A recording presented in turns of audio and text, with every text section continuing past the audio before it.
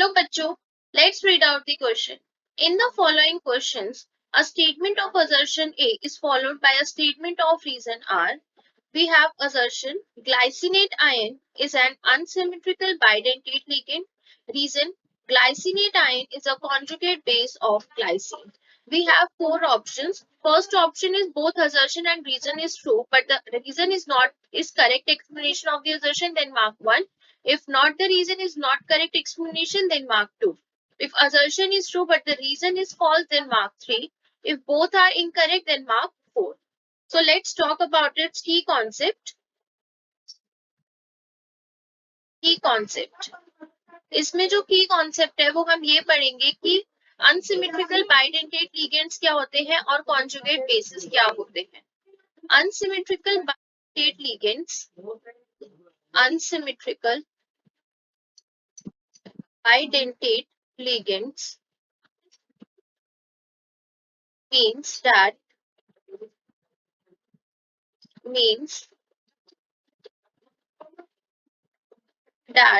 the compound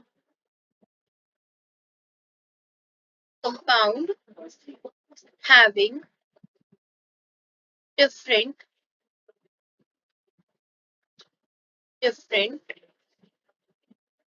donor species, or you can say that donor atoms.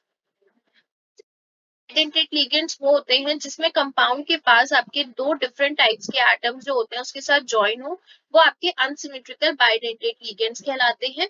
Next statement है हमारे पास conjugate base के लिए. Conjugate basis क्या होते हैं? Conjugate base is an anion formed by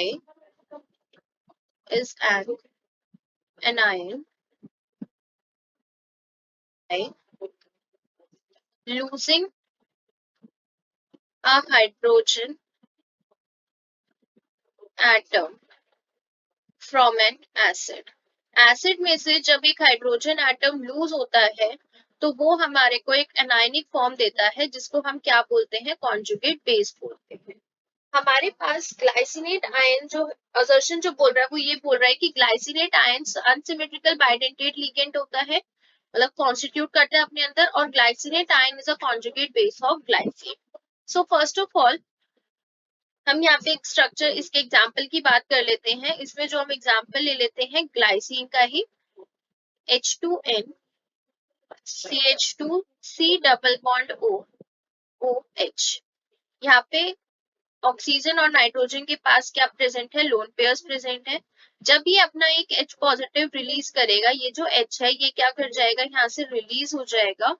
ये H रिलीज करेगा तो यहाँ से क्या हो जाएगा? नेगेटिव चार्ज जनरेट होगा. तो ये इस टाइप से कॉम्प्लेक्स हमारा फॉर्म हो जाएगा CH2 C double bond O पे lone pairs and negative charge. So basically ये जो आपका NH2 CH2 COOH है ये हमारा क्या होता है? Glycine. This is a glycine and this one is glycinate ion. का क्या है? ग्लाइसिनेट आयन है. सो क्या हो रहा है? ग्लाइसिनेट आयन जो है वो कैसे फॉर्म हुआ? जब हमारा ग्लाइसिन ने H पॉजिटिव रिलीज करा तो उसने ग्लाइसिनेट आयन फॉर्म कर दिया. अब हमें पहले असर्शन की बात कर लेते हैं. ग्लाइसिनेट आयन के पास अनसिमेट्रिकल बाइडेंटेट लिगेंड्स होते हैं. हमने पढ़ा है अनसिमेट्रिकल बाइडेंटेट लिगेंड्स वो लिगेंड्स होते हैं जिनके पास टू डिफरेंट एटम्स होते हैं. डोनर एटम्स जो होते हैं हमारे वो टू डिफरेंट डोनर एटम्स आएगी statement. Two different donor atoms हमारे प्रेजेंट होते हैं. सो बेसिकली क्या हो रहा है? N और O यहाँ पे टू डिफरेंट है तो बेस्ड हमारा असर्शन क्या है? यहाँ पे करेक्ट है. Assertion is correct. रीजन की बात कर लेते हैं. Glycinate ion is a conjugate base of glycine. Yes, क्योंकि ये देखिए आपको अभी कॉन्जुगेट बेस के बारे में मैंने बताया कि अनायन होता है जो कि एक हाइड्रोजन एटम लूज करता है एसिड में से, तो वो हमारे को क्या देता है? Conjugate base. तो इससे क्या हो रहा है? हमारा यहाँ पे कॉन्जुगेट बेस फॉर्म हो रहा है. जब कॉन्जुगेट बेस फॉर्म हो रहा है तो हमारा रीजन भी क्या है? यहाँ पे करेक्ट है. Reason is correct. अब रीजन और असर्शन दोनों ही करेक्ट है, लेकिन क्या रीजन हमारी करेक्ट एक्सप्लेनेशन है असर्शन की?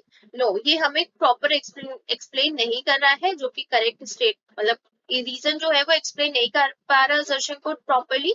तो इसीलिए यहाँ पे जो आंसर रहेगा वो रहेगा option number 2, that is if both assertion and reason are true but the reason is not the correct explanation of the assertion. So this is the answer for this question. Hopefully you will understood it well. Best of luck.